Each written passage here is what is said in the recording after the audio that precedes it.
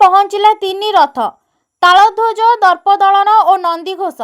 ଆଜି ପୁରୀରେ ବଡ଼ଦାଣ୍ଡରେ ଅଟକି ରହିଥିବା ପ୍ରଭୁ ବଳଭଦ୍ରଙ୍କ ତାଳଧ୍ୱଜ, ଦେବୀ ସୁଭଦ୍ରାଙ୍କ ଦର୍ପଦଳନ ଓ ମହାପ୍ରଭୁ ଜଗନ୍ନାଥଙ୍କ ନନ୍ଦିଘୋଷ ରଥର ଟଣା କାର୍ଯ୍ୟ ସକାଳ 10ଟାରେ ଆରମ୍ଭ କରାଯାଇଥିଲା।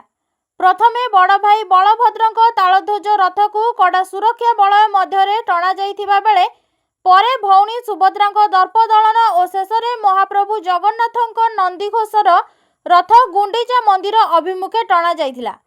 ସାରା ବଡ଼ଦାଣ୍ଡ ହଜାର ହଜାର ଭକ୍ତଙ୍କ ସମାଗମରେ ଉଛୁଳି ପଡ଼ୁଥିଲା।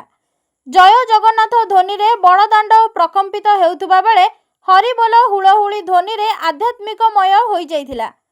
ହଜାର ହଜାର ଶ୍ରଦ୍ଧାଳୁ ରଥ ଦଉଡ଼ିଟିକେ ଛୁଇଁବା ସହ ନିଜର ମନସ୍କାମନା ପୂରଣ ପାଇଁ ମହାପ୍ରଭୁଙ୍କ ଆଗରେ ଗୁହାରି କରୁଥିଲେ। ସେବାୟତଙ୍କ ସହଯୋଗରେ ସମସ୍ତ ତିନି ରଥ ଗୁଣ୍ଡିଚା ମନ୍ଦିର ନିକଟ ଶରଧାବାଲିରେ ପହଞ୍ଚିଛି।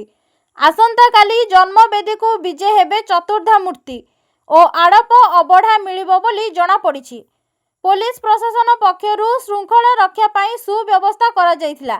ପୁରୀରୁ ନୀଳାମ୍ବର ମିଶ୍ରଙ୍କ ରିପୋର୍ଟ, ଓଡ଼ିଶା ଦର୍ପଣ।